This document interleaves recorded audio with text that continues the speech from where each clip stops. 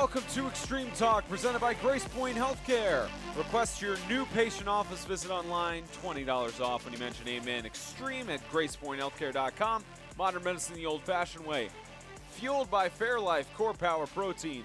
Financially supported in part by First Horizon. And sponsored by Crumble Cookies and Iceberg. Plumbing, heating, and cooling. And welcome to everyone watching or listening around the world. Spencer Thompson alongside Brendan Daniel. And yeah, just go ahead and show the shirt. Show the shirt for everybody. See when we asked and they won. Yeah, If you win, I will wear your shirts. Just saying. James is out for today. He's fixing some things at the house. They're still settling into their new home out northeast of Nashville, so best of wishes to them.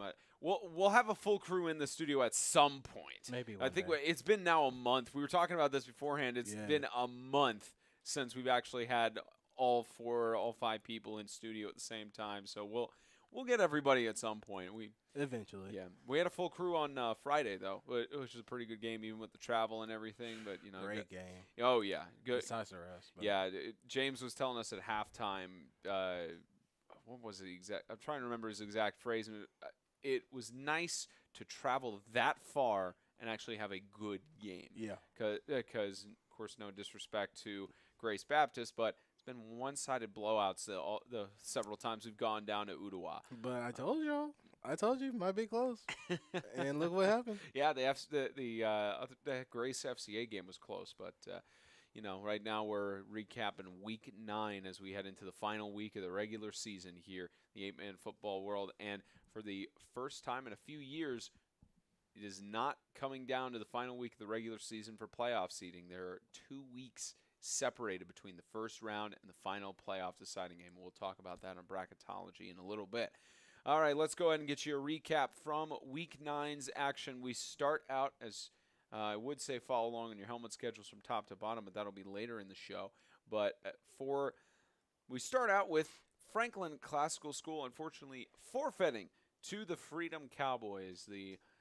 As far as I'm aware, the official statement we got is that Franklin Classical, at least what we heard, only 8 players suited out this week because of injuries and I think it's mostly the injury bug that's gotten to them from what we've heard. So Absolutely. Against a 30-plus man roster in the Freedom Cowboys and all of that, the situations involved, and granted it would have been in Franklin, so travel would not have been an issue in that regard. But with all those factors going in, it makes sense for Coach Austin to have the forfeit there. You hate it for the Freedom kids. You hate it for the Classical kids. For both kids. Yeah, you hate it for all of them in that situation, but it probably was the better situation all around for everyone involved. Absolutely, and the last game we were at Sacred Heart against Franklin as well, and they took a lot of injuries on that game as well. So I completely agree, man. Just sometimes you just gotta know to take your wins and losses. Sadly, Franklin Classical has been taking a lot of losses.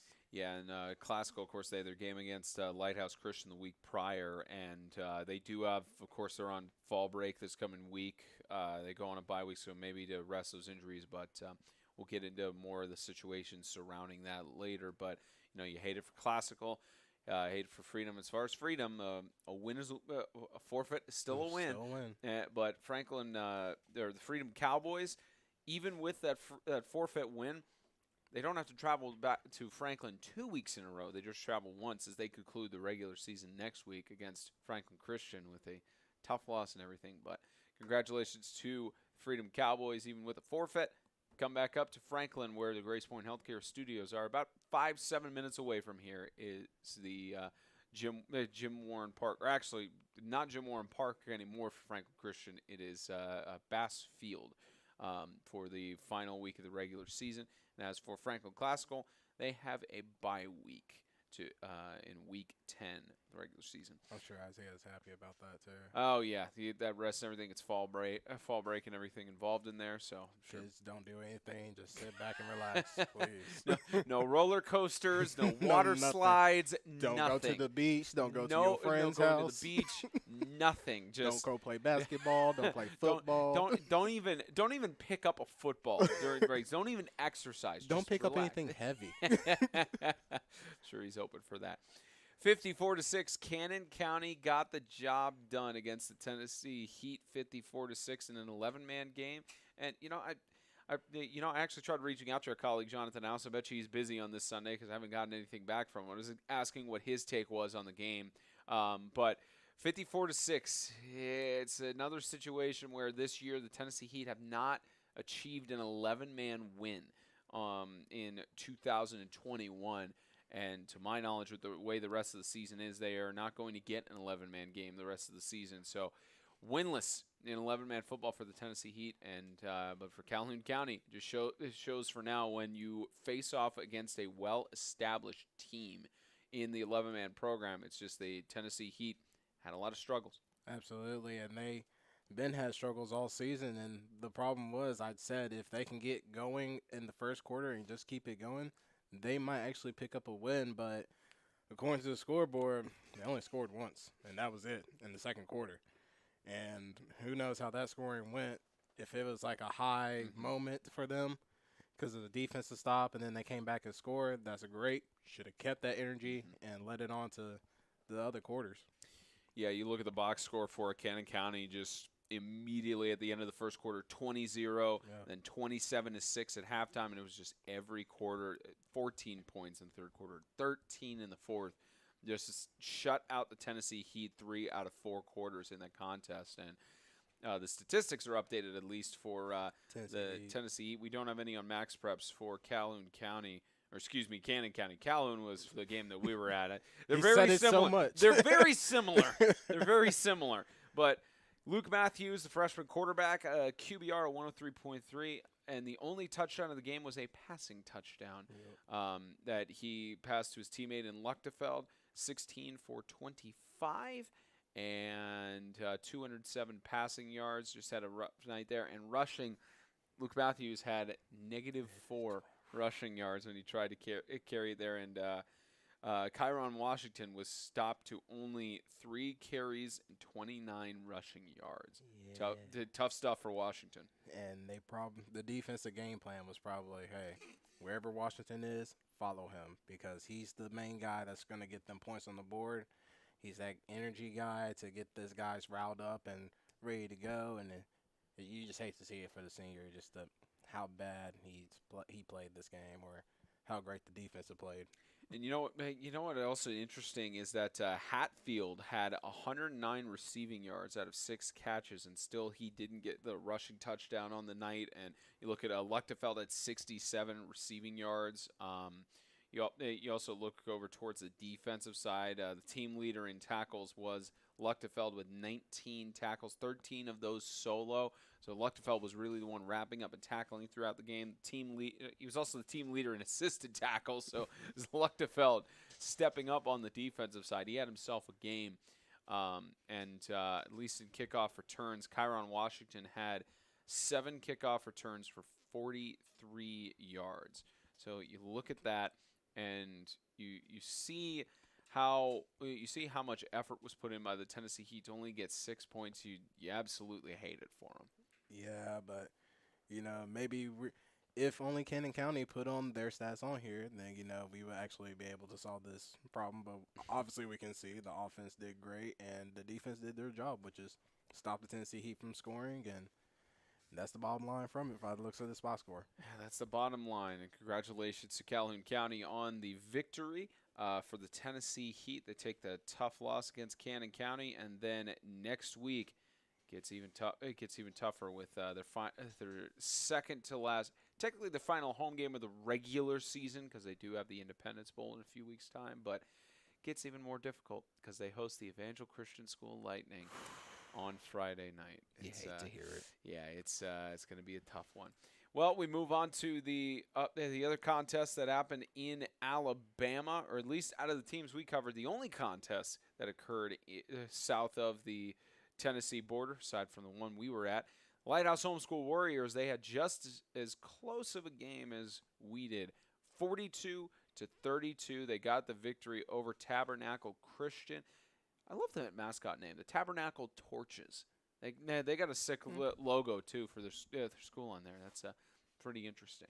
So it looks like Lighthouse Homeschool doesn't have their statistics on there yet. There are some from Tabernacle Christian, but you look at the box score. Tabernacle went up first 8-0, then Lighthouse Homeschool 18-8 going into the half, then 18-8 in favor of Tabernacle, swapped back over. So 26-26 tied at the end of the third quarter, close there, and then Lighthouse Homeschool 16-6 got in the fourth quarter, just managed to outscore Tabernacle and got the win against another ranked team on the NHSA rankings. And you look at Tabernacle Christian statistics, looks like they just couldn't really get anything going on the passing game. Yeah, with Clinton Chase, he did pretty decent, but you want better out of him probably, but we never know because seeing is better than reading stats, honestly, to me, because I can sit here and read all these stats, but I can watch the game and be like, oh, well, that's because Lighthouse defense was just subpar Right. to the point where maybe the pressure was hard. Maybe their secondary was just doing a great job on covering the receivers, which might not be the case because you look at McCormick out here on the receiving with 8 receptions and 80 yards. So that may be a question, but they kept it going. The rushing game is really where they got it going with Clinton Chase, 14 carries, 97 yards, and 2 touchdowns, along with Trey Andrews, 7 carries, 19 yards, and 1 touchdown, and along with Troy Box with 6 carries, 34 yards, and 1 touchdown as well. At least you got that out of your running back core, which is good, and that usually helps the passing game, but for this case, not so much. Yeah, for Tabernacle Christian, of course, not a team in our regular rotation, but the only statistics that we can go off of, because I believe Lighthouse Homeschool, they update their statistics later on in the week after the show. But for Tabernacle Christian, team leader in solo tackles, Brian Howard with 8. Team leader in assisted tackles was Logan Bartlett. Logan Bartlett and Jacob Beasley tied at 4. In total tackles, actually, Logan Bartlett, who had 7 solo tackles, so close on that on that route. 3 separate sacks, one by a different individual on the night, and a total of 2 interceptions. One by Brian Howard, one by Trey Andrews, and everything. So it's not to say Tabernacle had a terrible game. No. It's just the game of luck for football sometimes. You either have it or you don't. Yeah, it's and again, it was tied 26-all going into the third quarter. It's just that's where coaching, and this especially with former football player and such, adversity, perseverance, and pushing through to the final whistle. That's what's trained in practice, and you could tell that, at least for Lighthouse Homeschool, in that scenario, they had the upper edge. Coach J.J. Duarte got his guys coached up, had them get the victory by 10. And it shows even in the whole season for them, honestly. If you go back to their schedule, they dominated most of their opponents. I think maybe except for the Freedom Cowboys, of course, and Evangel Christian. But those are 2 great teams that you go against. Even Ezekiel Academy gave them a run for their money. But they're just a well-coached team, and that's all it is. They know how to execute, and they know what they need to do to win games. Lighthouse Christian has not entered any stats yet. About to get to that in a second. I got a little bit ahead of myself there. Congratulations to the Lighthouse Homeschool Warriors as they get the victory over Tabernacle Christian. Next week they have a divisional matchup to close out at least their in-conference play against the East Central Homeschool Patriots, and then they host the Tennessee Heat to close out the regular season before having a bye week on the last weekend of October. All right, the next team, the divisional matchup, as I was getting ahead of myself, that did not have any impact on the playoffs because of everything being set in stone. But Coach Flanders, after we covered their contest against Esau Harding, he mentioned directly that they were going to show respect to Lighthouse Christian School and come in with the right mentality. They certainly did. 38-0 against the Lighthouse Christian School Lions, who at this point on their fifth-string quarterback, there's only so much pressure you could put on the team, or so much that you could see them attempt to go with. And 38-0. Here's the box score: 16-0 first quarter, 14-0 in the second quarter. So by that point, 30-0 at half. Christian Community only scored a touchdown and a 2-point conversion in the third, and then fourth quarter, no scoring by either side. And that's when he pulled all the boys out. Yep. The Colts have their stats up. Caden Poulin, the freshman, 10 completions, 24 attempts, 220 yards, 3 passing touchdowns. And they also had a few passes done by Kenyon Gilbert, their senior, so likely getting the rotations in and such. But Poulin had a good game. Looks like Will Adams did not record a single rush. I hope. I guess that's the lineup. I hope there's no injury for Will Adams. I haven't heard anything. I hope that was just giving him rest for performing very well in the previous games. Yeah, because he was sick in that performance. That's right. He was playing sick against Ezel Harding. Or remember, he didn't chug the protein shake drink because of how bad.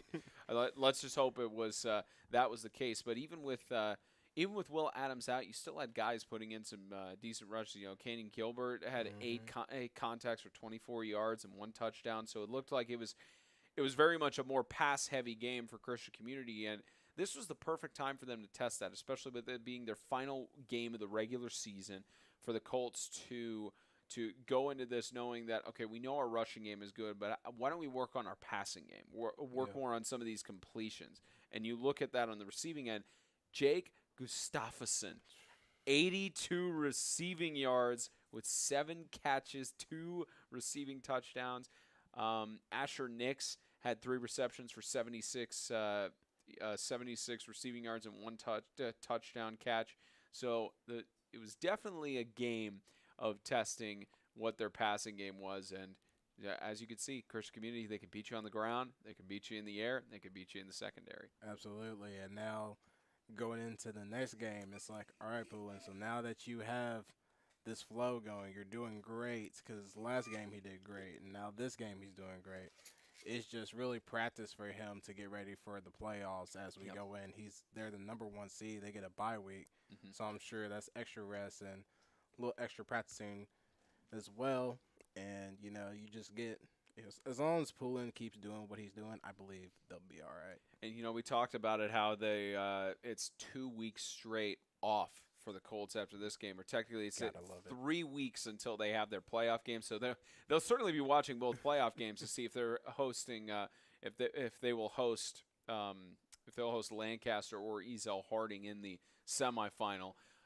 And it's, you also look at the tackling side. Their defense had a decent day. They really let up, though.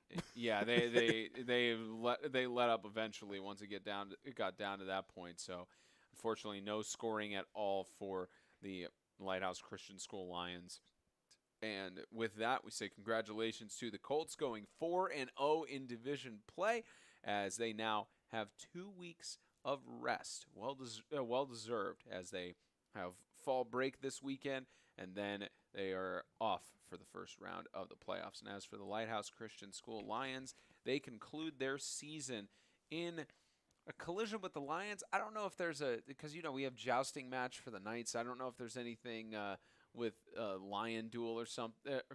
I don't know if there's any terms I could think of with Lion Duels or something like that.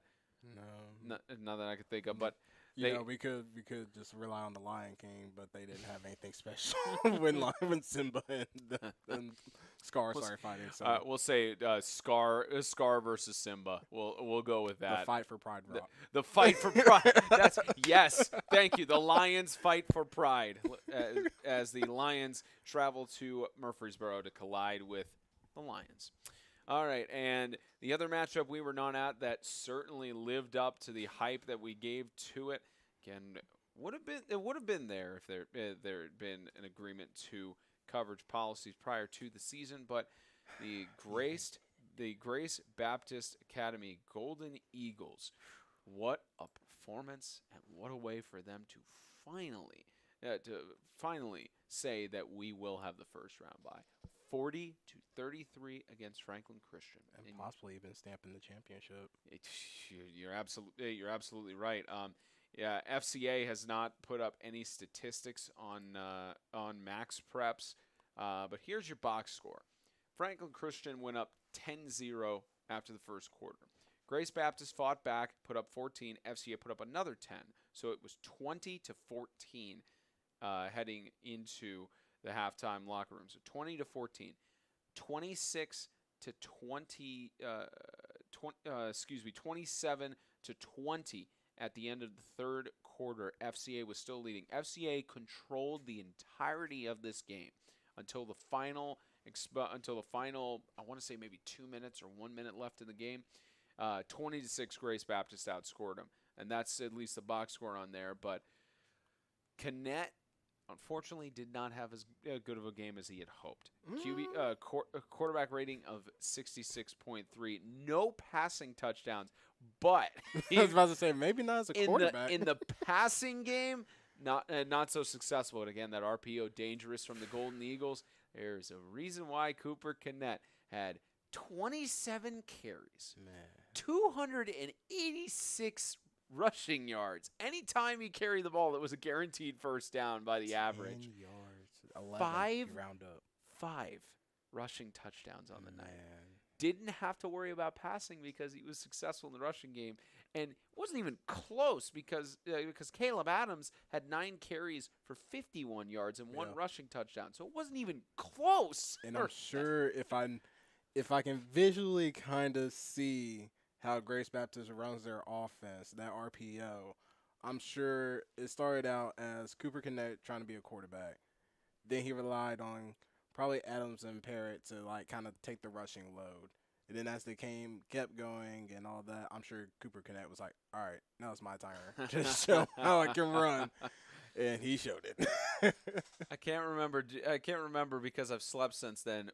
Didn't you think FCA was going to get the upset last week? Yeah, I was that close. You were that close. You were that close, but I can already hear it all the way from Chattanooga. Humble pie. Yep.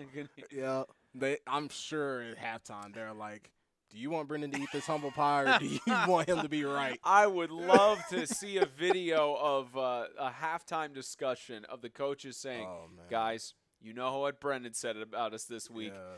You know what's going to happen. It wasn't even them. It was more of me just thinking maybe Franklin Christian would have came out the woodworks because they've been hearing everybody talk, how great Baptist is and how great Cooper Canet is. And Cooper Canet showed how great he is. Here's the interesting factor that comes into it. Of course, FCA defending state champions. FCA doesn't have no one has an easy path to get to the championship, even with the first round bye, because Grace would still have to get the job done.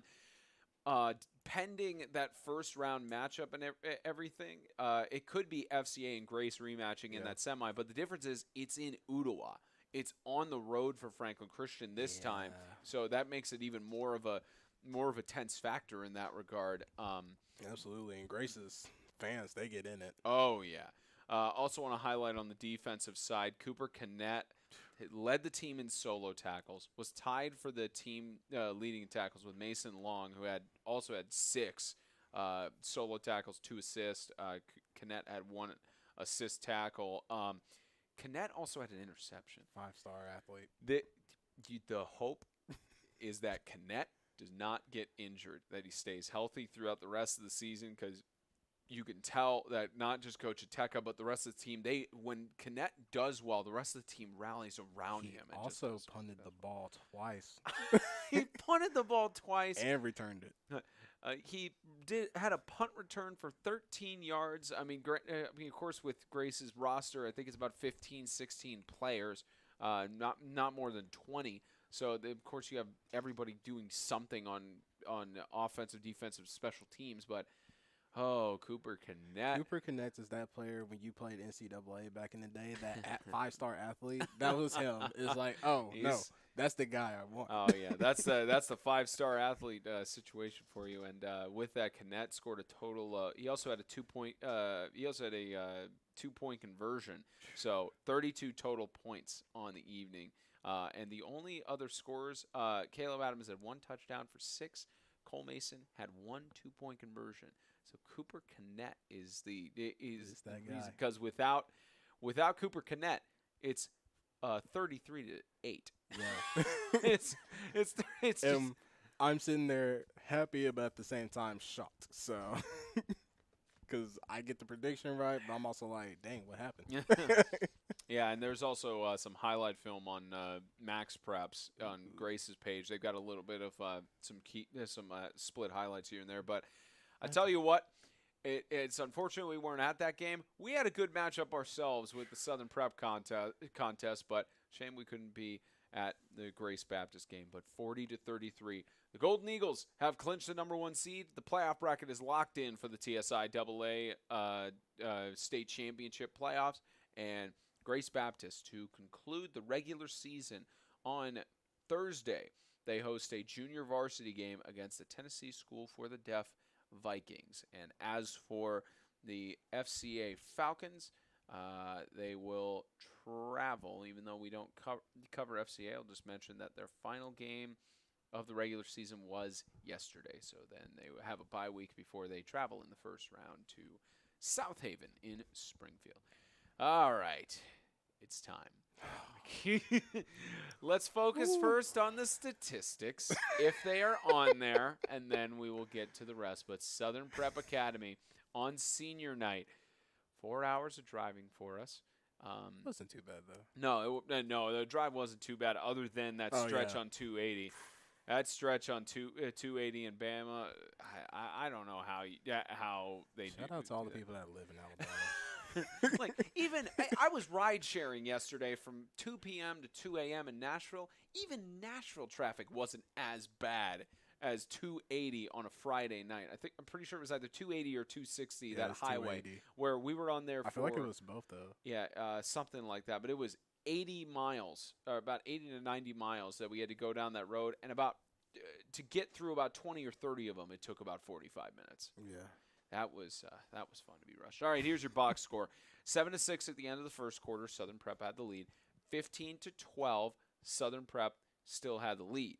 Then 8-8, Calhoun County kept it tied in the third quarter. There was never a point in this game where Calhoun County led, and then Southern Prep got that safety towards the end of the game, which essentially made it would have been a tie if they had not if Calhoun didn't march it down the field and get a 2-point conversion. Yeah. So that's safety very crucial.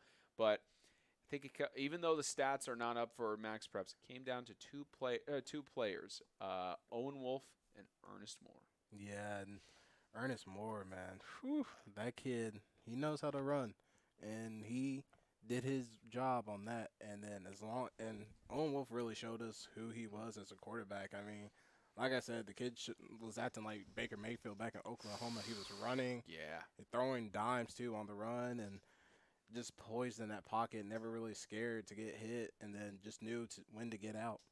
But it was a great game. Southern Prep Academy, those are fighting ragers right there. They fought their heart out. Now, yeah, and you especially think about it with Ernest Moore as well. If he had not scored that kickoff touchdown at the end of the first half, Calhoun County wins. Because at that point, because it's an extra point at 6, it'd be 26-25 in favor of the Cougars. So you think about those kind of situations and how they play out towards the rest of the game, and Calhoun County could have basically just run out the clock on that final drive. Yeah, and there was also the penalties, the missed snaps, and just those things really hurt the Cougars mostly because they were doing great. Mm-hmm. Like, I don't want to take anything from the Cougars. They played a great, phenomenal game. Like, that's why we said this is one of the greatest games we probably covered this year, honestly. Mm-hmm. Because what was the running back's name for the Cougars? I gotta be honest with you. I don't remember. The Cougars reminded me of Lighthouse Christian School back in 2018, where they had 2-star players who were NFL build built bodies already at Yeah. like the junior senior year, and every time they just either throw it to him, pass it to him, run it up the middle, run it up the right or left side because they're not going to be able to wrap up and tackle. And that was the case for Southern Prep on Saturday on Friday night. Was that you had to get 4 or 5 guys on the same players. I believe 7 and 2 are the numbers for Calhoun County. You see, that's the other thing. That's the other thing is that we didn't get any statistics or rosters or anything for Calhoun County going into Friday night's contest. I would have maybe had more memory if they had done so, but it was 7 and 2 who they really just trusted the ball towards, and you had to have 5, 6, 7, 7 of the 8 Southern Prep players just to stop forward progress because most of the times they couldn't even tackle them. Yeah, but also shout out to their defense as well. Calhoun's defense, they didn't let up one time. They were able to get so many turnovers on the ball. Like, there was a couple fumbles. I believe number 7 had like 2 interceptions, I believe. Yeah, there's 2 interceptions on Wolf in that game. So it was just more of like them shoot themselves in the foot, basically, because they played a phenomenal game. That's one of the games that the coaches are probably are just proud rather than upset because, well, they had other reasons to be upset about. Yeah, you try to be positive as much as you can. I will just leave it at this. In the 5 years that I have been a part of 8-Man Extreme, I've been around the high school scene. I mean, I've even through when I was at FCA on the broadcasting side of things and filming and everything. I've been around the 8-Man football scene since about 2000. I want to say maybe like 2009, 2010. So I've been around. The top questionable moment I've ever had, where I still don't to this day know what happened, was my first year full time, and we were at St. Andrew's Suwannee. They were hosting Franklin Christian, and third quarter, I believe there was some mismanagement of the scoreboard. Because there were times where the clock was running when it shouldn't have on penalty announcements, those kind of things. But clock was running down. Third quarter expires. The referees consult. The referee added 5 minutes to the third quarter. Added 5 minutes onto the clock for the third quarter. Never seen that in high school football. I could see. Never heard of that. Yeah, I could see on plays where if they let it run down, okay, please reset the game clock to this time. I can understand that. But at the end, going, let's add 5 minutes. Let's add 5 minutes to this game. So you added overtime? Essentially, yeah. Third quarter overtime? So that was the top moment of. I still don't understand to this day why that happened, or why there would be any provision in the NFHS rulebook that would allow that to happen. Probably Ronnie will correct me on that. I don't know, but maybe like 5 minutes. 5 minutes is where it gets. It gets in excess. But then, if you watch this game, the collective calls that were questionable, the collective issues on the officiating front on Friday night. You mentioned it. It almost felt like some of them were maybe in training. Like maybe it was just some new officials who didn't have the calls right, because there were a lot of discussions. There were a lot of meetings with all the officials. With I guess it's better to have meetings than no meetings to get the call right. But there was just so many discussions and trying to figure out if there's a penalty, if there's not a penalty.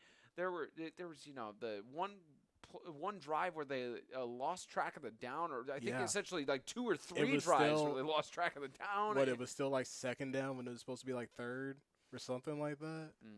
And I think they gave them back like the first.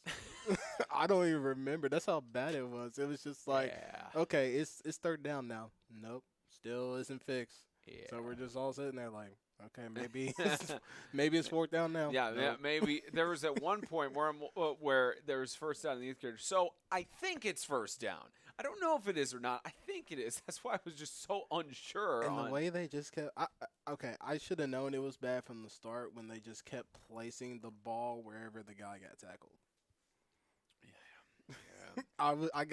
Because I was doing the main camera, and I was like, why are they doing this? It's making my job hard. Because there's a reason why they have those hash marks in the middle of the field to the left or right. It's so that you're not having an excess of one way or the other. It's like if it goes out of bounds, you place it like right at the edge. Have the center hike it at an angle back to the center of the field. No wonder there were so many missed snaps. He just went through so many angles. He didn't know how to just do it correctly. That explains it. Yeah, the officiating was very very questionable on Friday night. And the biggest one was when Lewis or Wolf. No, it was Lewis. Number 7, when he scored for Calhoun County, when they were on, I think the 90 or like, they were basically on their goal line, like 5 yards from their goal line. Then he ran that touchdown, and then they called a penalty, but they called it on the defense. But they went back right to the same spot. So I was just like, that should be a touchdown if it's on the defense because he scored. You know what I think tops the night for me? A referee getting on the mic. Offsides on the offense. First off, there's no offsides in high school football. First off. Second off, the defense can never the defense is the only team that could be offsides. It's called a false start by the offense because they move over. Like if you're off the line, that's always why the receivers are pointing for that. But it's like, and maybe I'm wrong. Maybe there's something I don't know. Maybe it's that a receiver could line up wrong on the line and the ref throws a flag. But again, the receivers always give the thumbs up on the side to make sure of that. So. And Junior tried to say for that exact play that there was a holding penalty, but I don't recall them calling a holding penalty. No, it was offsides on the offense. I'm sure. No. And then they even missed the guy pushing the defensive player, pushing the offensive player in the back. I'm sure there's going to be a few. Phone calls on that one. But I'm sure Calhoun County's coach was on the phone and was off. No, it probably went off. But all right, well, we've already done our roast. we've done our grill. Again, shout out to the Fighting Rangers for the merch for me and Audrey. Yeah, thank you so much. And everything. Yep. Everybody else, pay attention. Well, one other thing I'd want to mention about the Southern Prep game, but I'll save it for the shout-out section. I think you know what I'm talking about. But all right, congratulations. Audrey does too. See, Audrey already knows. She's giving us the look. All right. Congratulations to the Southern Prep Academy Fighting Rangers. They have got the job done, and they've gotten the win. They're now 7-1. I was saying 5-1 on Friday. Max Preps, apparently, we were talking with Coach Bell. According to the state of Georgia, it's a forfeited game, it doesn't count as a win. But the game was played in Alabama, so it is a win. So congratulations to the Fighting Rangers. 7 wins, only 1 loss on the year. And they got another big test next week as they travel to collide with the Ezekiel Academy Knights. That'll be a good matchup. That'll be a lovely game to watch. That'll be a good measuring stick. I think that game is being broadcast as well, BP1 Sportsnet, so be able to catch that in some regard. All right, that recaps Week 9. All right, Brendan, let's go ahead and get our guest. Let's go ahead and get our guest in. Let's call him in. What you doing with the cord? I didn't do anything. It's just right there. So let's see if we can get our guest in, our special guest, as you guys already see in the description, James Sawyers, the head coach of the South Haven Christian School Patriots. We'll get his thoughts on the last 2 bye weeks, and we'll see if we can get his thoughts and everything. So we'll see if we can hear from him. And we welcome in the head coach of the South Haven Christian School Patriots, Coach James Sawyers, on the show. Well, Coach, it's not normal for us to it's not very it's a little bit off kilter to have coaches who are coming off of 2-0 on the bye week, being undefeated on the bye week and such. So I'll just ask, how has the bye week been for you and the players? It's pretty good when you word it like that. But no, it's been good. It's been timely. We needed some rest. The guys needed to get a little bit better physically, dealing with a couple of injuries, and they've been able to heal up pretty good. So it's been nice. Yeah, and especially after those 2 tough matchups in a row, on the road at Christian Community and then on the road at Ezel Harding, the 2 weeks rest much needed. So of course at this point your playoff fate is sealed, Coach. But you've had some good matchups throughout the season and leading up to the contest against Christian Community, your team was at a mark of 5-0, and now at this point just 6-1. What are your thoughts so far in the season, and how proud are you of your players for getting to this point at 6 wins? Well, the guys really just kind of embraced the underdog role this year, and I'm real proud of them for not letting the outside noise define them. They started working out early in the summer. They put on some weight. They knew that they would have to change their style quite a bit, and they've done everything we've asked them to do. And matter of fact, I feel like they're a little bit further than we even were expecting them to get, and they've just done a great job and want to continue to try to prove people wrong. Do you have any quotes from James or Brendan in the locker room as bulletin board material? I don't need those because the guys listen to your show. So it's probably mainly James. Yeah. Because he's been the one to question the scheduling. Yeah, probably James in that regard. But you know, Coach, you mentioned about how your players have had to change some of their habits and embrace that underdog role, and especially with last year, of course, losing as we've coined it, the freshman trio of the three freshmen who won the state championship in 2016. Who graduated earlier this year, that being Andrew Corley, Emmanuel Dang, and Drew Atkinson. So a lot of big shoes to fill in each of those parts. Which players are you most proud of for stepping up into those roles and leading the team, replacing those key seniors? Well, I think it was more of a team effort and a style change. You know, our linemen have just really embraced their new job, the ground and pound, and they all got bigger and stronger. We lost our starting center last year twice. Didn't have him for the championship either, and he just has worked so hard. He broke his femur last year, and he's worked hard to come back. That's Elijah Ashley, and then we had other returning linemen and Braden and a new guy that stepped in, Keaton. That's just they've been opening up holes and just been doing a tremendous job. And of course, Noah kept the same role, and we moved Ben Sorto to basically that spot that Manny was playing. And I didn't know if he could do what Manny did. We didn't have to lean on him much last year, but we have put him in that position, and he has just done an amazing job. And he's definitely the one that people are game planning against and trying to stop. And it's just he's probably been the most surprising as far as taking that leadership role physically during the game to put the ball in his hands and get us what we need to get. So, Coach, what's a way that you've been kind of giving a break towards Ben Soto when it comes to the game plan? To give him a break? Yeah, to like kind of take the pressure off him and try somebody else offensively. Well, you know, contrary to believe, we actually still have quite a few weapons. Noah Starnes is a tremendous downhill running tailback. We are, you know, got a first-year quarterback, and we're getting him more and more throws. We're trying to slowly, gradually get him into that, and we've got a couple of good guys to get the ball in the hands of that really help there. And then we've got, you know, a couple of other players that we can hand the ball off to, we can pass it to them. And so we try to keep I guess for lack of better words, a pitch count on Ben and Noah so that we don't wear them out. And we definitely have other guys that we can get the ball to whenever he needs to come out. Matter of fact, he didn't play the whole fourth quarter just about of the Lighthouse game. And some other guys stepped up, you know, whenever he physically couldn't go because of cramps.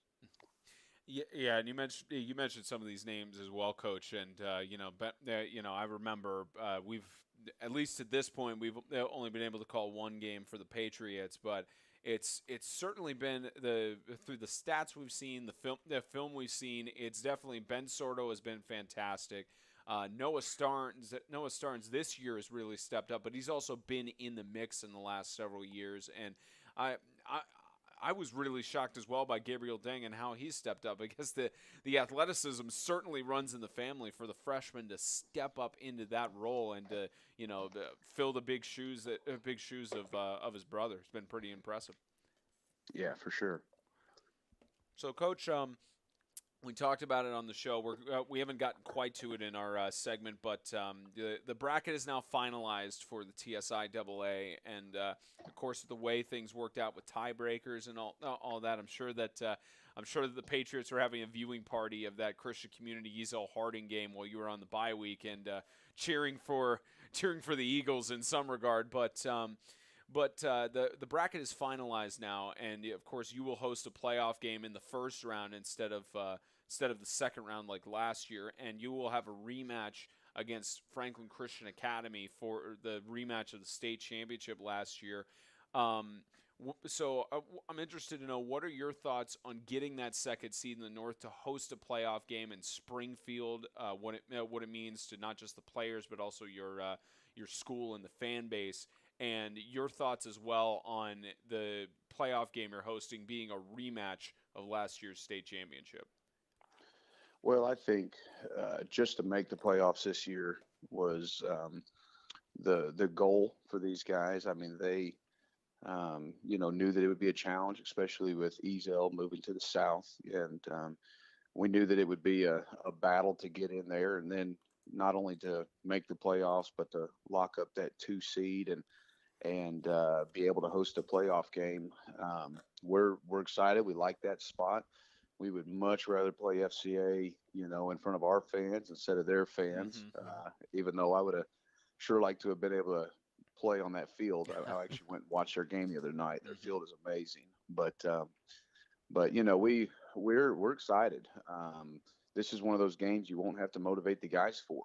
They got a bad taste in their mouth from the 2 games last year. They were the only team that beat us last year, and I guess if you look at the sports world, it ends up like this a lot, where the teams that go at it in the championship just so happen to have to face each other in the first round, and I'm excited about it. I look forward to it. I think that they've got a tremendous squad, this team, there this year, and they've got a great coaching staff, and I know that we're going to really have to do our homework and try to find some holes. That's what I went to the game for the other night, to try to find some holes, and didn't find much, but we'll do our best and watch a lot of film and try to get ready for them, and we're excited about it. We're really looking forward to being able to play them again in the first round. Yeah, and that'll be a good matchup to see on October 22nd, and we'll be looking forward to seeing that as well. And, Coach, before you get into the playoffs, you're starting to think about that home game, but especially for you all, you've got a matchup next week against Lancaster Christian. First time that South Haven and Lancaster have ever met, and you mentioned about the great coaching staff of FCA. Lancaster as well under Coach Bragg and the different pieces he's put into place. It's definitely for Lancaster. They've got a good system going as well. So what are your thoughts going into that first time matchup against Lancaster Christian? And just your thoughts about that being your conclusion of the regular season. Well, we're excited to play them. I've talked with their coach a few times. He's a real class act. We're looking forward to being able to maybe start a relationship there and playing them. But honestly, if I could pick one game to play before the end of the season, it would be this one.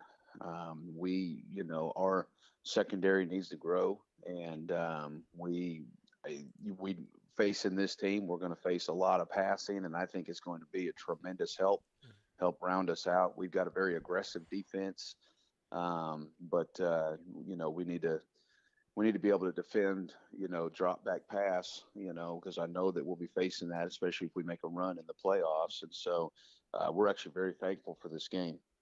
And win or lose, I know we'll get much better and be much more prepared for the playoffs by playing them the week before. Yeah, it should be a fun matchup to witness as well. So, Coach, last thing for you, we give each of the coaches an opportunity if they have any hot takes they want to give, to stay in line with Stephen A. Shannon. So I'll ask you this: what are your thoughts on the NFL season thus far? Don't be a Cowboys fan. Well, I'm a Broncos fan. I'm from Denver, and they started off pretty strong. Of course, they weren't going up against much, but they they've kind of turned down these last couple of weeks, so that's a little bit disappointing. But I'm just glad, honestly, to see fans in the stands again and see football crowds. Watching college football yesterday, and even a couple teams that charged the field, and I'm just thankful that we're getting back to normal and being able to do that. And football has, I think, helped a lot in that way. So honestly, when you're a Broncos fan these days, you got to look at other stuff than just the football. You got to look at stuff like that instead. Yeah, I share in the Broncos fandom. I've got Melvin Gordon on my NFL fantasy team. It's not a good week. Not a good week this week. So, Coach, let me ask you this, because I've advocated, for some reason, just loved watching the Denver Broncos. What's something they need now for the team to prosper into making the playoffs? Oh, they need a quarterback. They've gone through 12 quarterbacks since Peyton Manning left. Mm-hmm. Mm-hmm. And it's not like it was 10 years ago. They got to find a franchise quarterback. That's all there is to it. So I think they got to draft better. I love John Elway. He's my football hero, but he can't draft to save his life. And now that he's handed that over to somebody else, I think that they'll get back on track. So you're not a believer in Drew Lock? I don't.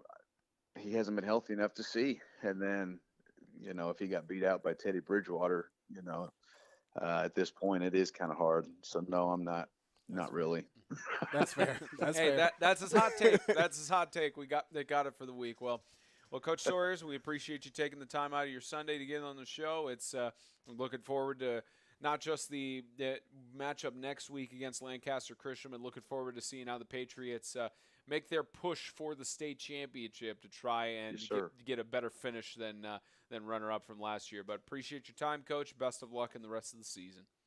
Yes, sir. Okay. I appreciate it. Thank you, Coach.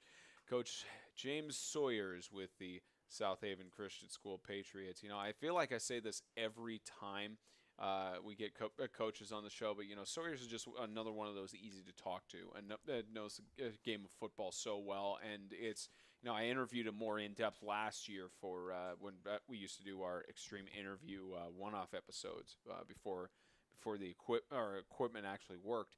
But good interview with Coach Sawyers. I like how he mentioned the Highland, especially. It slipped my mind about the issues they have at their center and the broken bone and everything. So it's really good that he's stepped up. And interesting to think, because sports are so superstitious. They've got so much superstition around them.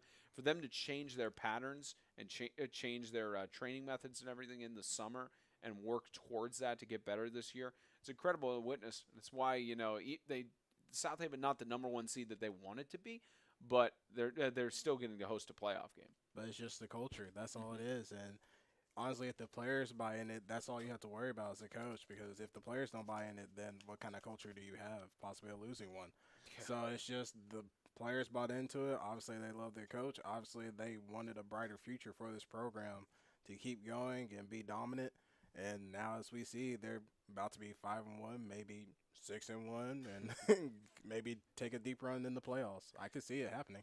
Yeah, South Haven 6-1 right now with their loss to Christian Community. Chance to conclude the year going 7-1 if they can get the job done against Lancaster Christian. All right, that's our interview for the weekend. Now's my favorite portion of the show. It's time for bracketology. We have the finalized playoff bracket for the 2021 TSIAA on your screen now. So, as you can see here, everything is finalized. Normally it would have the symbols there if someone's clinched a seat or not, but this is it. This is finalized. The Colts and the Golden Eagles have the number one seeds.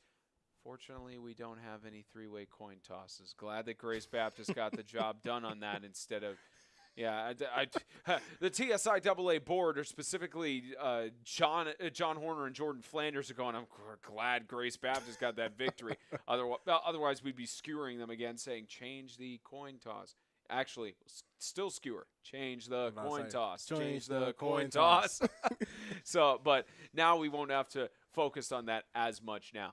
All right, so with that being said, the Colts will await the winner of Lancaster and Ezell Harding in a rematch of the regular season where the Eagles did not have their head coach and they had a few injuries here and there. So that is an interesting pencil mark in of a match for whoever will face the Colts.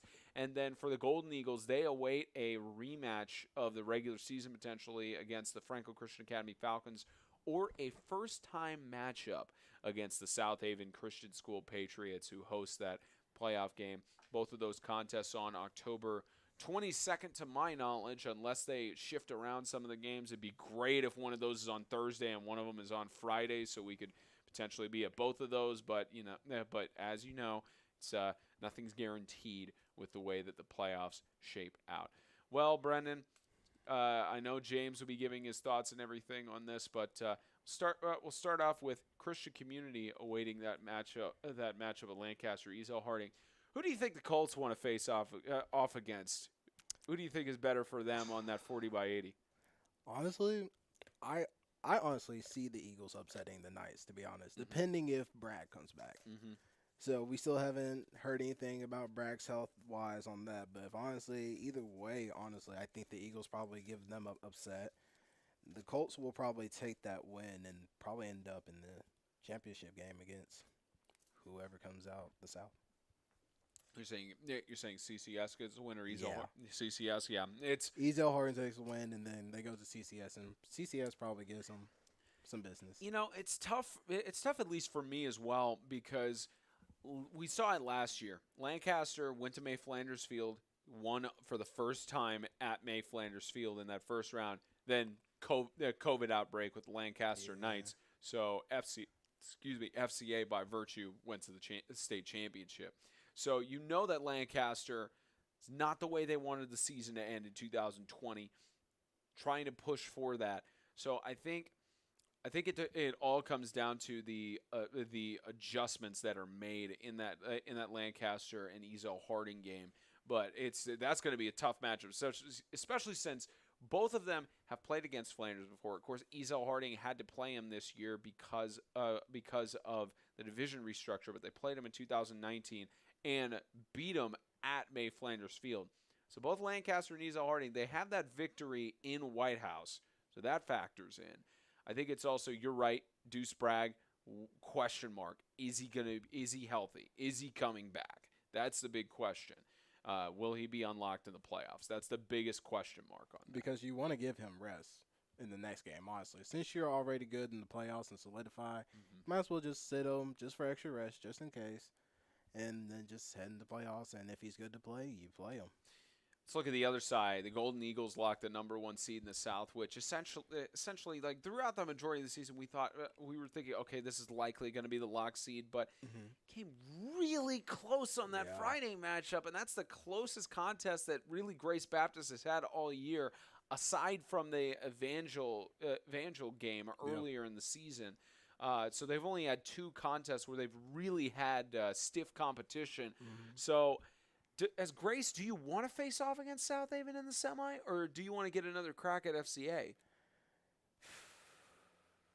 I think you want South Haven. You really want South Haven, but from a competitive perspective, you want those Falcons again. You really want to prove, like, oh no, we were supposed to beat them in this fashion instead of what happened Friday.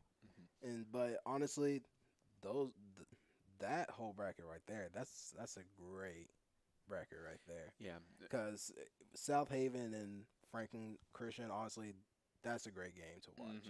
And then whoever wins that game, Golden Eagles, you're going to get a great game out of both those, either one of those teams, whoever wins. And then, whoever, maybe the Golden Eagles. I don't want to take away from the Patriots or the Falcons and say that they're not going to beat the Golden Eagles, but we'll never know what happens. We'll just have to see. Who do you think? You mentioned with Lancaster, Ezell, you think Ezell Harding pulls off the upset. You think FCA pulls off the upset against South Haven? I know we're getting a little bit advanced in your predictions, and it'll probably change after next week. But I don't even see it as an upset. I more see it as 2 great teams just going to each other, and it's either going to come down to the wire or someone's going to assert their dominance. That's how it's gonna go. I'm pretty sure after the Lancaster game, we'll see how South Haven is. So I want to kind of put a button on that. But I could see the Falcons beating South Haven easily. Since 2018, it's only been the number one seeds that have made it to the state championship of the TSIAA. It was 2017 when Christian Community and South Haven got the job done, and they faced off in the state championship. 2018, it was Christian Community and Webb, number one seeds. 19, Ezel Harding and Christian Community, number one seeds. And then 2020, it was South Haven and Franklin Christian. So it'll be interesting to see how this bracket plays out this year. But for now, that's finalized. Those are the matchups coming up. Don't know what time those are being held yet. To my knowledge, they are, if knowing how the conference usually schedules it, they'll both be on Friday unless there's any weather situations where we lucked out in 2019 where they moved the opening round games. But that's your playoff bracket for the 2021 Tennessee State Independent Athletic Association varsity 8-man football field. All right, brackets off the screen. Nothing's changed in the ACSC. It's still by point differential. Ezekiel would be number one seed and Evangel would be number two seed. So not much really to talk about in that, but it does come down to some matchups next week. The Lighthouse Homeschool Warriors play against they play against East Central Homeschool, and at least going into next week. None of the other matchups next week are really playoff implicators. It's just Lighthouse Homeschool and East Central Homeschool. So this should be interesting as we get down to the stretch for the ACSC. And now we head into our rankings for the NHSA. So we've got an explanation for why these rankings have changed, and I believe they are posted on Facebook, as I got to glance at my NFL fantasy team and want to cry. All right, here's your explanation for this stuff. And also, hate to break the fourth wall in this, Brendan. Well, not really fourth wall. Joe Burrow, possible throat contusion, being taken to the hospital. Hope he's okay. Please. Saquon Barkley ruled out with an ankle injury. And Daniel Jones carted off with an apparent injury in the first half.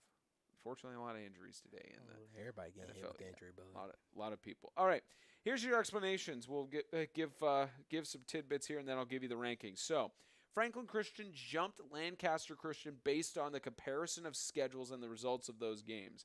So FCA beat teams by 27, 31, and 32, those being Ezel Harding, Zion, and Providence.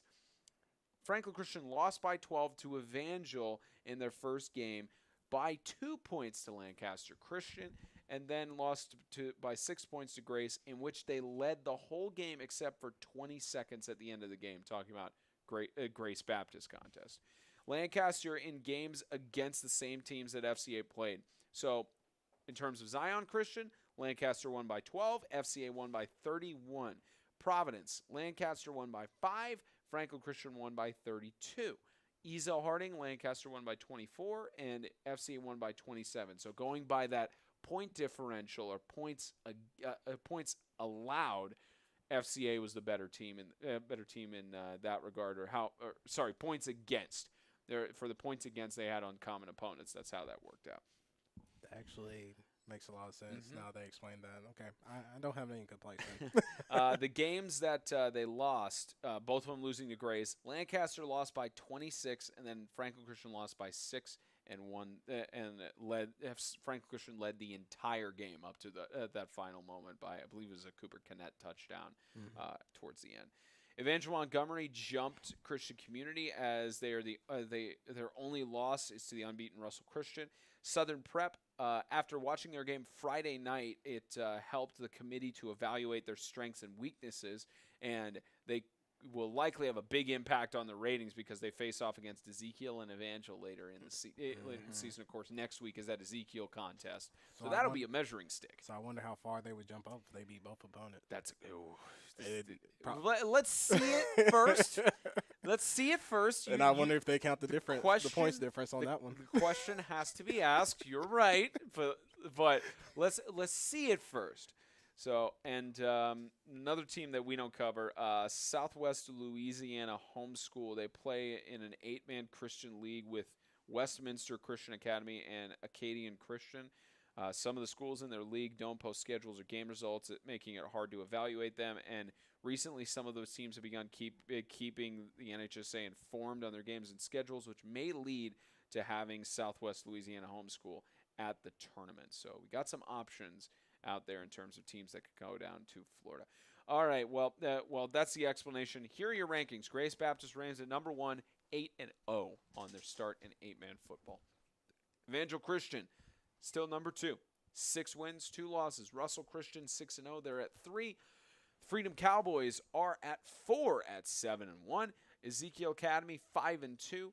Franklin Christian Academy, they are at 3-3 on the year, but they are at the 6th ranking. They are above Lancaster Christian, who is at 7 at 5 wins and 1 loss. Evangel Montgomery 5-1. Christian Community at 6-2. They're at the 9th seed in NHSA rankings. 10th is South Haven Christian at 6-1. I believe they've stayed at that even with the bye weeks, so they stay at 10. Lighthouse Homeschool gets up to the 11th seed, or still in that top few teams at 4 wins, 2 losses. Southern Prep at 12 right now, so they have a chance that they could move up depending on how they perform against Ezekiel and Evangel. And, of course, 13th seed, the Southwestern Louisiana Homeschool. Talked about them. Providence Christian at 14. You also look at the other teams we cover. Ezel Hardings at 22. The Tennessee Heat went down to 23. The Pack Panthers are at 24. Sacred Heart is 26th. Lighthouse Christian at 29, and Zion Christian 33 with their season being done. That's another factor I'll have to mention after the NHSA rankings.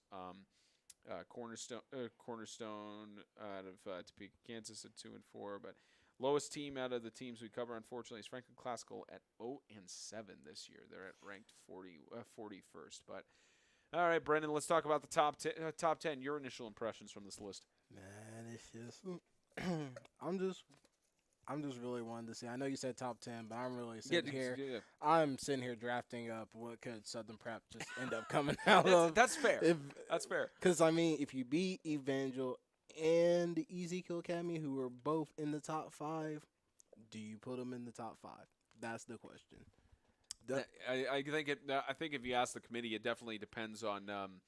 I hate to pull a Kirk Herbstreit here as the College Football Playoff Committee. Well, who did they play? Yeah. What stats did they put up? Did they do X, Y, and Z? So the question is, what stats did they put up in that game? How did they play against Evangel and Ezekiel? This is how I'm going to put it for that, too. If Notre Dame can somehow keep making the playoffs, I think Southern Prep should be able to make the playoffs as well. Okay.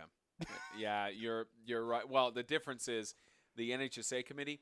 It's not the College Football Playoff Committee. Yeah. there's a you know what I mean. Difference. You know there's a big difference in that. But no, I think you're right. I think if Southern Prep gets the victory, and if they're convincing victories, because that's the other factor with FCA is that they held the lead against Grace Baptist for the majority of the game, and then last second round, and Grace didn't budge on their rankings. They're still number 1. So that's what I think it comes down to. Is how convincing are those victories there? Did they control the tempo of the game? Did Evangel keep fighting back? Did they keep letting defensive points against them? That's what the question comes down to in that. Yeah, and if it's like that for the game we watch, it could be a little highly questionable. But we'll have to just wait and see. The biggest opponent to me though is Ezekiel Academy because there's some men on that team. Not to take away from Evangel, but.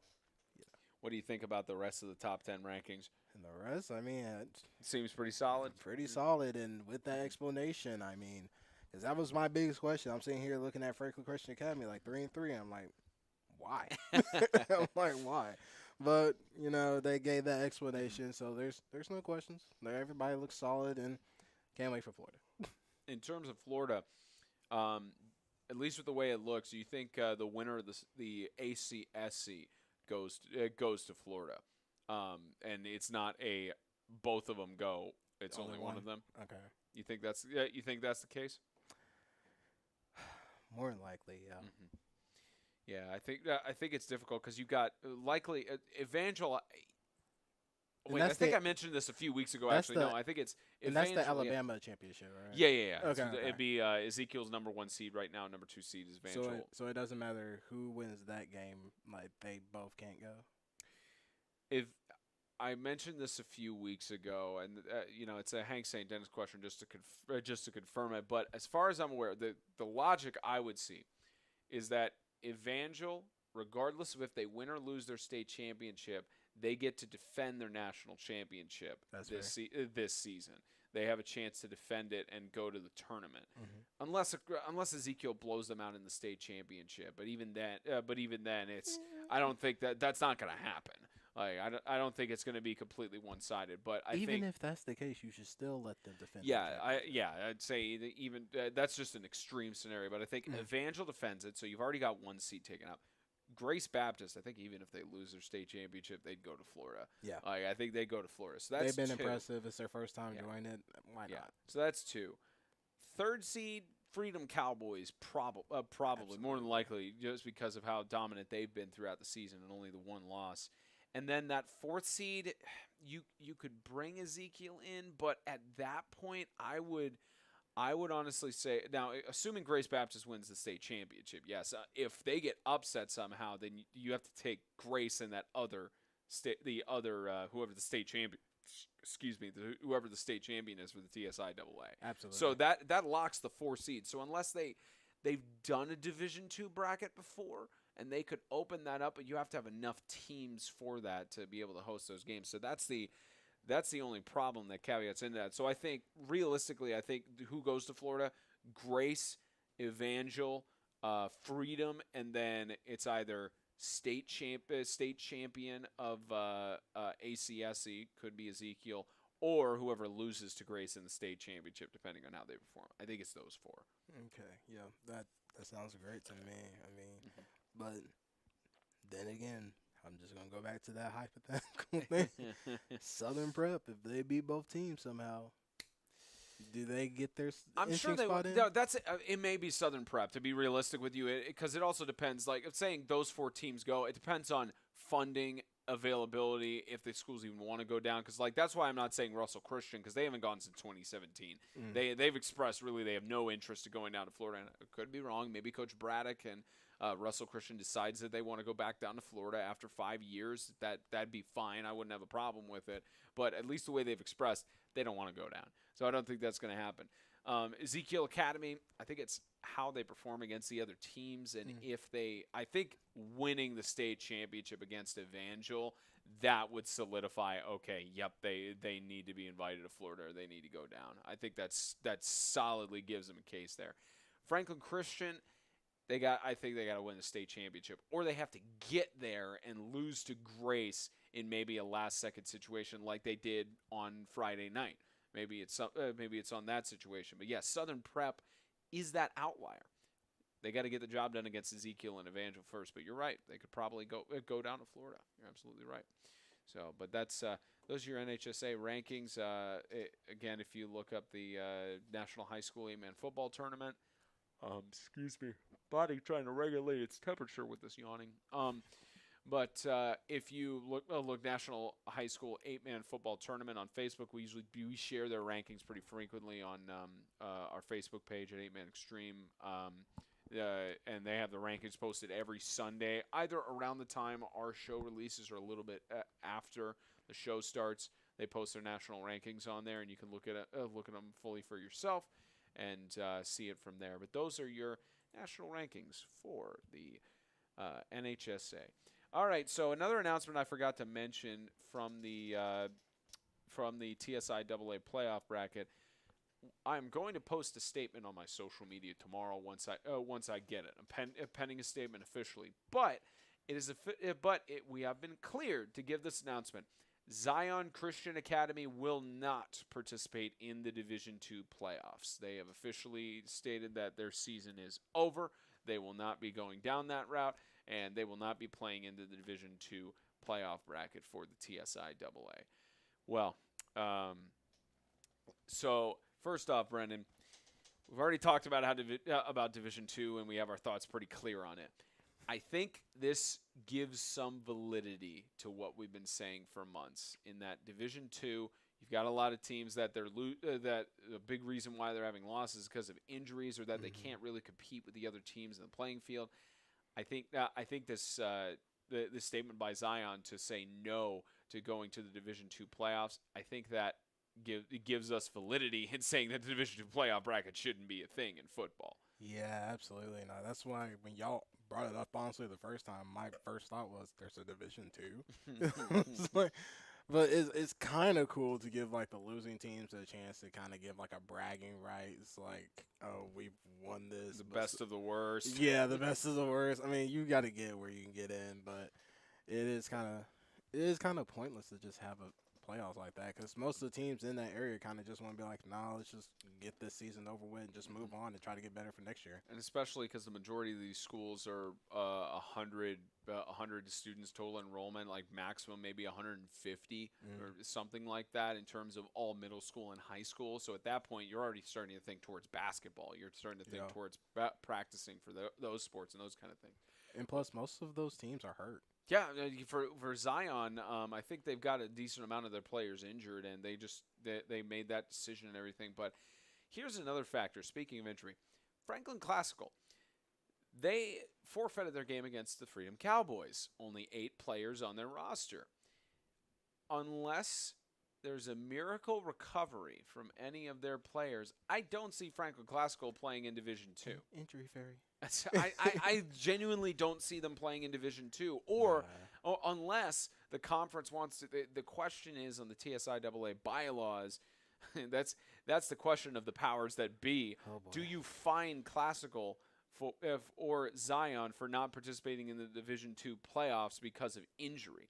It says in the bylaws that if teams refuse to participate in the playoffs, that they will be fined. But the question is Division II playoffs? Is it considered under that playoff bracket? And do you find them when Classical only has 8 players on the roster? And the way the seeding plays out, Classical would play Providence, who they lost to 38-0. So you're already going to have essentially a guarantee.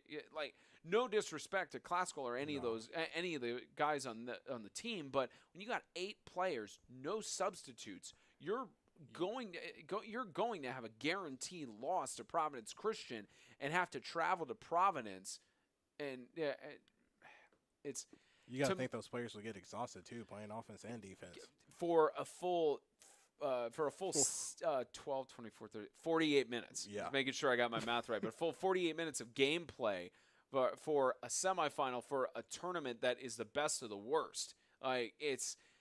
So, but here's the more important thing at this point. With only 3 teams participating now in Division II, which was the case last year at first, and then it ended up being 2 seeds because of Sacred Heart not being eligible. 3 seeds, how is that going to work? Which team is going to get the bye week? Which team is going to get the extra bye and the extra rest to play one game and say we're state champions? Like, which one is going to get that? I mean, I guess Providence would be that team. I'd imagine, yeah, it's probably Providence because if you look at the record from them in the past, they were 2 wins and 2 losses in the South, maybe, or no, they were 1-3 because they lost to FCA, they lost to FCA, they lost to Lancaster, and they lost to other South team that's slipping my mind, Grace Baptist. So they 3 losses, then their 1 win against Zion. But it's the same thing for Lighthouse. They're 1-3. So their only win is against Classical, and Providence blew out Classical. So it's by default Providence would get that. So you're giving extra rest to Providence in that, and you're forcing Lighthouse to play So basically, it's weird because Providence is in the same division as Classical, so that means you have Classical and Lighthouse have to play another divisional rematch, which we know what the outcome of that game is going to be because you look at. Let me make sure I get the score right on this. See, basically, if you're doing it off that, you're literally just letting the 2 big injury teams play each other. Then Providence is fairly healthy, so it's just basically a Providence game to win. And it was 38-18. Lighthouse beat Classical. 20-point margin of victory, not a blowout, but pretty convincing. Very, So you're going to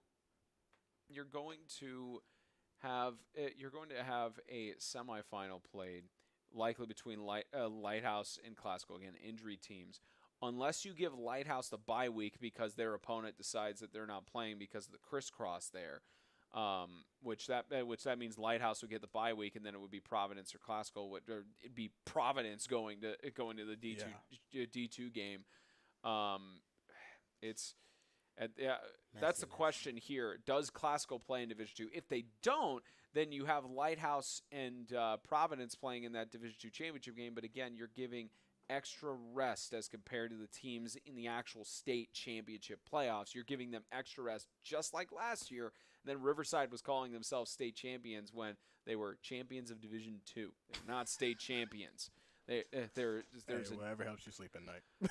You beat Classical twice last year in conference play, and you can't call yourself a state champion for that. I don't even think they were above 500. I'd have to look at their record again from last year. They were not total, even including that Division II game, they were not over 500, or they were at 500.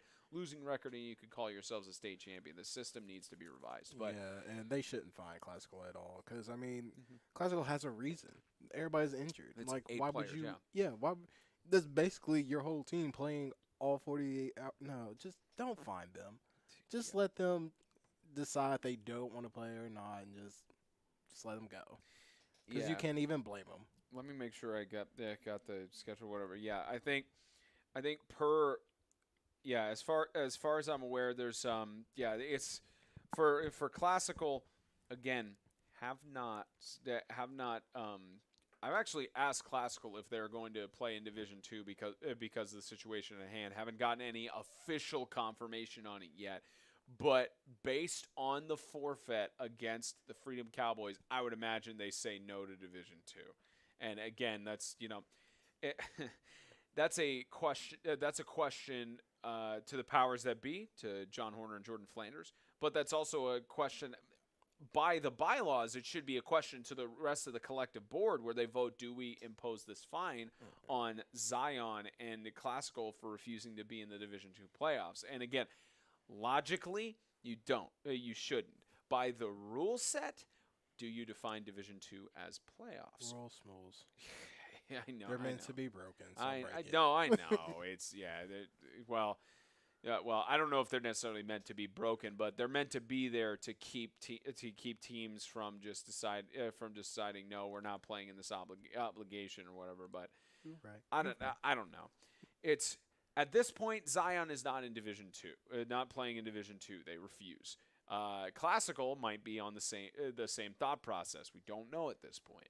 So that means Lighthouse and Providence, teams that are injured or have lose records, that basically means Providence is going to be Division II champions because Lighthouse is on their 5th string quarterback.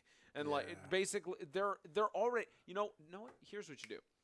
This Friday, Providence and Lighthouse, that's if you really wanted to, that's the Division II championship. Because otherwise you're going to make these teams play again at the same venue at Providence more than likely because of the higher seed situation. You make them play at I believe. I'm trying to remember. I think I actually got word about this from. I got confirmation on it. Let me look. Is it at Providence or Lighthouse? I think if it's the higher seeds. Trying to make sure I get this. The higher seeds, it is. I'm looking. I believe the higher seed is the North. I believe that's what. What it is. Yeah, I believe. As far as I'm aware, with the proposed change, I heard the higher. If both seeds are the 4th seed, then it's hosted by the North. So okay. It would go. Lighthouse would be obligated to host the game if it's Providence and Lighthouse, which more than likely is going to be. Just call it this game. Just call it Friday. Just say Friday as a D2 championship and end the season, or claim it as that, or more importantly, don't cancel the D2 championship. Should have done that last year when it was just cancel sounds better. Yeah, it was the same thing last year. It shouldn't have been It should not have happened when it was Riverside and Classical. Because pretty much all of us knew what the outcome was going to be of that game. And again, Riverside claiming they were state champions. They're not. They're Division II champions.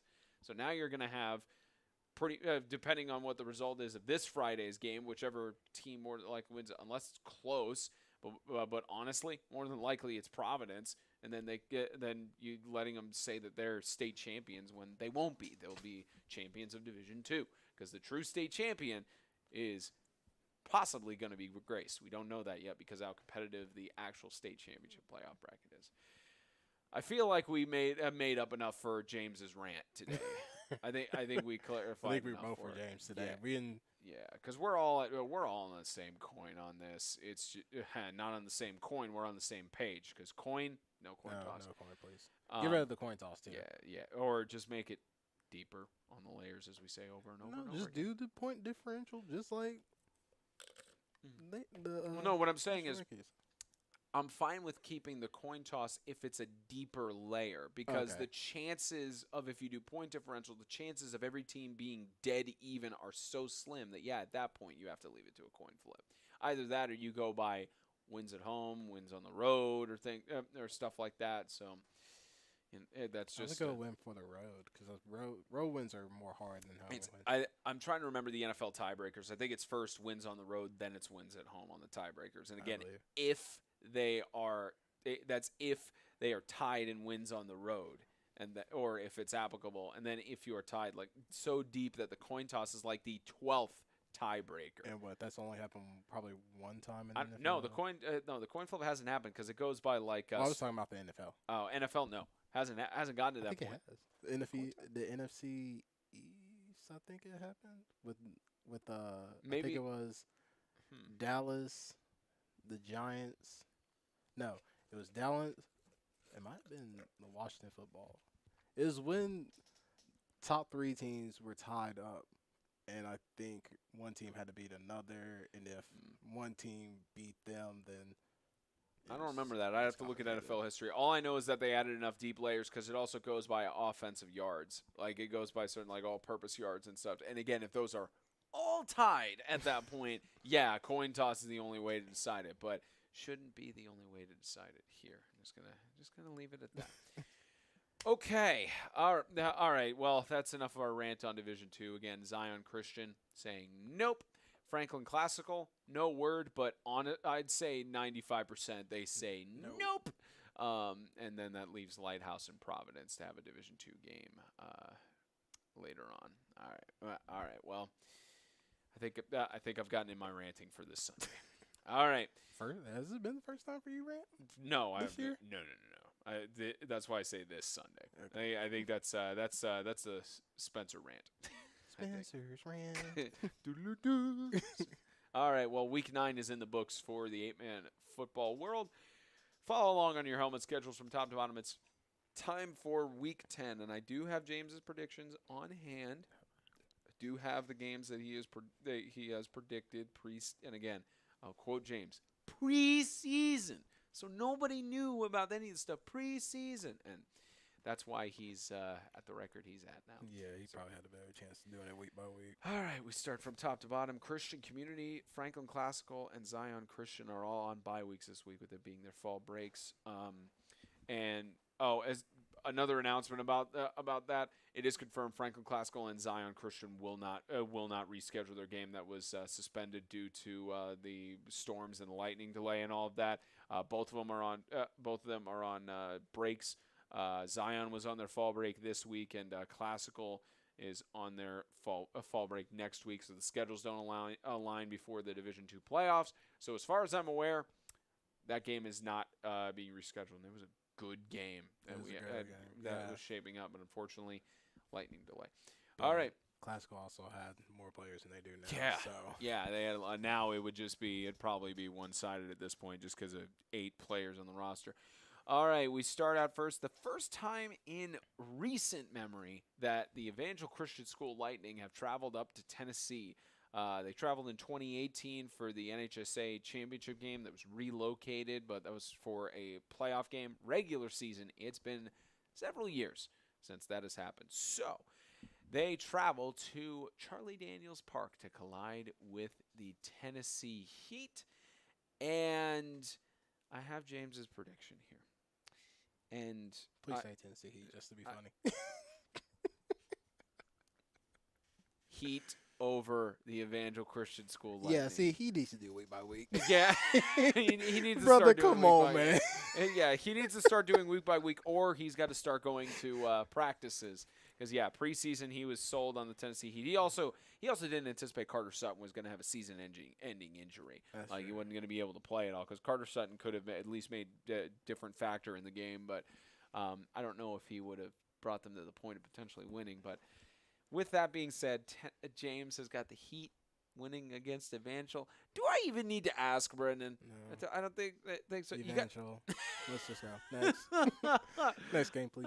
Let's just move on. Okay. This is going to be a good matchup. Ezekiel Academy hosting Southern Prep. James has got Southern Prep taking this one. This game, of course, happening in Montgomery. I have a feeling I know what's going to happen with Brendan wearing this shirt, or are you? Are you? Oh no. You can't just get the shirt from Southern Prep, ask him for merch and things like that, and then that's going to be a cursed shirt. Look, I worry because they won. Okay. To make a point. Now, what's the point you're going to make right now? Southern Prep's winning streak ends. Yeah, I hate to do it to you guys. You guys played great. Don't get me wrong, but from what I saw, Ezekiel Academy is going to give you a run for your money for sure. I know I gave you all the hopes with it, give me all the maybe if they win, maybe they make the tournament, but no. Mm-hmm. Ezekiel Academy, that's a tough team to beat, offensive and defensively, and they already had the problems with the run against the Cougars. So, yeah, believe Ezekiel Academy is going to run over these boys. Man, you guys are split decision on both of these this week. That's going to be fun. All right, the Ezell Harding Christian School Eagles, after having a bye week from their loss to the Colts, they travel to Jackson for their final game of the regular season to collide with the Sacred Heart of Jesus High School Knights. Sacred Heart was on a bye week last week as well. They tried to compete fairly well with the Freedom Cowboys coming off of their win against Franklin Classical, and they just couldn't get the job done. But both teams coming off a rest. Final game of the regular season for Sacred Heart. Final game. It's not their final game of the regular season as they host the Tennessee School for the Deaf on October 30th, but final game before the playoffs start for the rest of the teams. So James, preseason predicted Ezell Harding to beat Sacred Heart. What say you, Brendan, on your week-to-week basis? I'll say Sacred Heart. Mainly because they impressed me very well. I do believe that Ezell Harding a lot. They could probably beat Sacred Heart, but I think Sacred Heart's going to pull it out. Man, you guys are really split today. You guys haven't been on the same page. Well, let's be fair. I think if we went week by week, I think he might have changed that Tennessee Heat and Evangel. So, to be fair on that one. Mm-hmm. Yeah, he definitely would have. All right, next matchup. I want to say you guys will be on the same page for this, but I don't think so. Freedom Cowboys travel up to Bass Field to collide with the Franklin Christian Academy Falcons. The Falcons having their final home game of the season as they collide with Coach Kyle Collins and company. The Freedom Cowboys, they have at least decent field conditions on their field when we were there back in 2020. And they haven't played on a turf field to my knowledge, so it'll be interesting to see how that benefits them in that regard. But that does make a big change. James has got Freedom over Franklin Christian. I'm a ride with them. Freedom over even with that close loss to Grace Baptist. You don't think the mentions on that? I just think Freedom Cowboys will be able to pull this off. They're a very well coached team, and I'm sure Coach will figure out what they need to do by halftime if it goes down in a different way that they plan to. All right, both of you taking Freedom on this one, but split on several other picks. All right, Grace Baptist hosts the Tennessee School for the Deaf on Thursday, and again, this next game. Next game, please. Again, the big factor in mind. This is JV. It's a JV roster for Grace Baptist, but James still said Grace Baptist over the Vikings. Yeah. All right. Just take that. You hate it for the Vikings as you well, really with the injuries they have and everything, but it's Grace. It's at this point, it's Grace. We'll just go and we're even counting on the JV, so we haven't even really watched the JV, so we don't even really know. Yeah, it's Grace. We'll leave it at that. All right, Lancaster Christian Academy, their final home game of the regular season. before their first round game. The following week, they host the South Haven Christian School Patriots. Got some good insight from Coach Sawyers. Got some good word in there. But even with that, James preseason, he thinks Lancaster is going to beat South Haven in their first time ever facing off. Yeah, depending if they can figure out how to defend that passing route, I'm going to go with Lancaster as well, because that was the one thing that they had difficulties with, was playing defense against the passing. And again, the X factor. Is Bragg back, or are they going to rest him for the playoff game? This is really a big coin toss-up, honestly, if we're going week by week, because Bragg is hurt. South Haven has problems defending the pass, but Lancaster relies on the pass a lot, so it's really just whatever goes right for whoever. Minus the coin, it's a real toss-up. Right. You're absolutely right on that. All right. Next, we have the Lighthouse Christian School Lions. They travel to Murfreesboro to collide with the Providence Christian Academy Lions in a matchup that, as we talked about or rambled about for a while, it could be the Division II championship game, not state championship. We're gonna rename this as a Division II championship. Well, Division II championship, not state. Division II championship. Very, very distinctly. All right, and James has got Providence winning over Lighthouse. What say you? Yeah, Providence. Pretty solid. Solid on that. All right, and I believe we have gone through all the rest of the games on there except for our extreme game of the week. Just make sure with one last scroll. Yep, because Zion Christian, Franklin Classical, and CCS are on bye weeks. All right, thekingdom.com extreme game of the week is. Thank you, Audrey, for the drumming. I'm sure James is drumming from Portland from afar. I say we, Audrey off camera, Brendan to my left, Jerry Jr. and James headed to Oneota for the first time. Oneota, Alabama for the first time, or at least that general area. It's actually not based in Oneota, where the Pinson Sports Complex. It's in Pinson, Alabama is where you guys are headed to next week, as the Lighthouse Homeschool Warriors in a divisional matchup will host the East Central Homeschool Patriots. Should be a fun divisional game, especially considering the Lighthouse Homeschool Warriors are trying to push to get into the state championship if they can help it. It really comes down to if any upsets can happen. It also goes by point differential on tiebreakers, but as far as I'm aware, Lighthouse Homeschool needing this victory in division, and more importantly, needing it as they head to the rest of the season. And with that being said, James has picked for this game. He thinks the Lighthouse Homeschool Warriors are going to beat East Central. And I'm going to ride with them because Lighthouse Homeschool has been a very dominant team throughout the season with only a few hiccups, so I'm sure they'll get this punched in. All right, you guys are on the same page for that, but you guys will be headed down. I got an ESPN Plus broadcast again, taking the big man, yeah. Big man. This is the final. This is the first time in a while that the final week of the regular season has not had any playoff implications whatsoever. So, taking the week off before we get into the vocal cord straining. Week off from football at least. But doing women's soccer for MTSU on Friday and Sunday. So I'm jealous. I usually love watching women's soccer. They're very aggressive. Oh, yeah, especially not just that, but Peyton DePriest is incredible for MTSU. She's got the record in scoring for Conference USA. She's got I think at this point she's got about 54 or 55 total career goals, something like that. You think she's gonna break? Say that again. You think she's gonna get more than? Oh yeah, she's still on pace. She's healthy and everything. She already broke the Conference USA record several months ago. So I think she'll probably get another score. I think she got one goal on a penalty kick in the soccer game I did about a month or two ago, and it was actually it was a first time goal by Alex Goffey in overtime on a free kick that was outside of the box. So should be fun.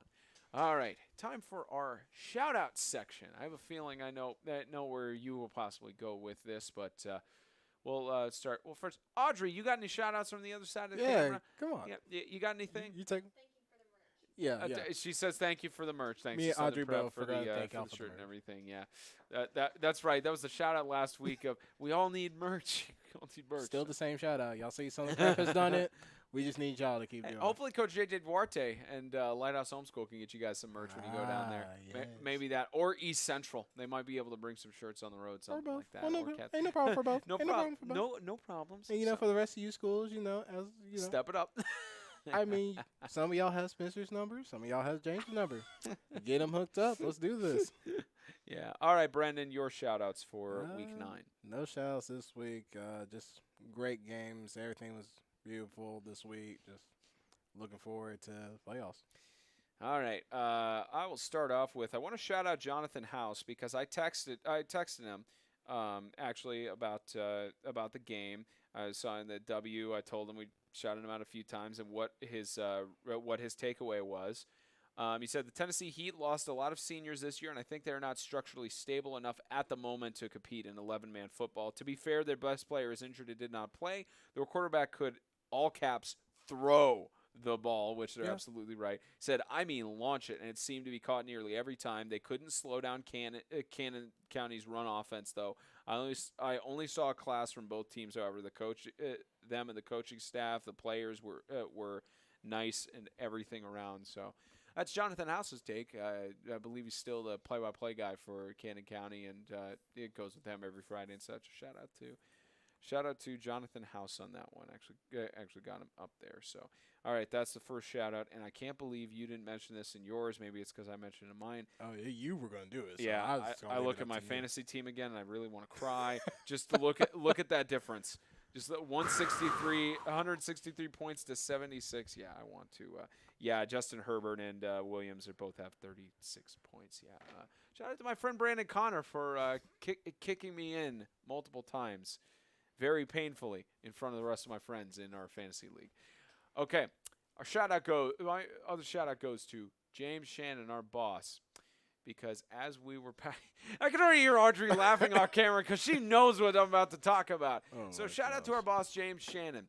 We were packing up our equipment, and this was the first time we'd been at Southern Prep. So they have a wooden staircase and wooden platforms on the back side of the actual press box to get up there to the two levels. There's like wooden space, and then there's a ladder to get on top of the roof that they have reinforced.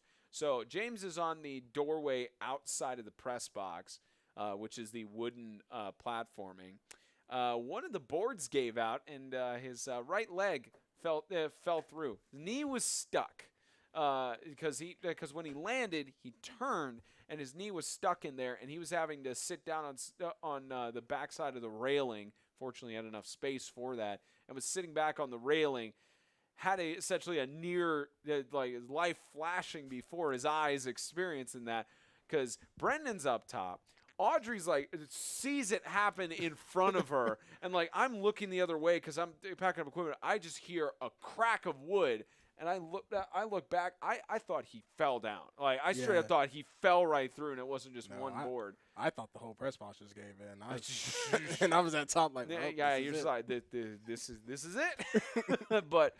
Of course that Southern Prep has been around for a while, and I don't think they've done any actual revisions to the press box or to those structural supports. Now they will, but it's been a while since then. So it looked like it's just wood rots over time, materials cut out over time. So that's just the nature of it. And cool thing. Shout out to Coach Roland Bell for running up there and helping lift up James out of that. Oh man, it was our fearless leader, James Shannon. You would think if you had told him maybe 2016, 7 years ago when he started this. By the way, your leg will fall through a wooden board from a press box, and you'll be dangling for dear life with one of your legs and feel like you're completely stuck. Because he was already talking about it first. He's like, I can't get my knee out. We're going to have to cut the boards. And I was like, Coach Bell, is this your final? Do you have any other home games? Nope. Yeah, but he also immediately sent an email to their maintenance manager and everything. So, yeah, they'll have it reinforced by the time James heads down there next And I'm year. sure if James would have heard about that happening 7 years ago, I'm sure he'd still be like, sounds fun to me. Let's get it done. It's still, well, he'd say sounds fun to me. He'd probably forget about someone telling him that, or he'd remember it suddenly. What was that? Oh, yeah, that's right. Falls through the woodboard. You don't remember us worrying about that? As Audrey quotes him, I've slept since then. So, yeah, that's about right. But shout out to our fearless leader, James Shannon, for definitely, taking one for the team in that regard. And, hopefully the only person who has a life flash before their eyes moment this season. Let's just hope we have no more of those. I don't think we're going to any of the. I don't think we have any other press boxes we're going to that have wood boards or any of that. I haven't been down to the Pinson Sports Complex ever. You guys will figure we'll let that you out. Know. Yeah, you let us know for sure. Let's fingers crossed. So yeah, that and no killer bleachers either. Hopefully, no kidding. Oh yeah, I'm sure. As far as I'm aware, they're going to install new bleachers at the Lighthouse Christian School in the off season and everything. So should be fun with that. All right, I think that wraps up all of my shout outs. But yeah, James Shannon, thank you for everything. And let's hope that doesn't happen again to him this season. Amen. All right, well, that's going to do it for Extreme Talk, presented by GracePointe Healthcare, fueled by Fairlife Core Power Protein, financially supported in part by First Horizon, and sponsored by Crumble Cookies and Iceberg Plumbing, Heating, and Cooling. For James Shannon from afar, for Jerry Jr. from afar, Audrey on the other side of the camera, Brenda Daniel next to me, Spencer Tomset saying thanks for tuning in to Extreme Talk. We'll see you for Friday's contest. The Lighthouse Homeschool Warriors host the Patriots of East Central Homeschool. See ya!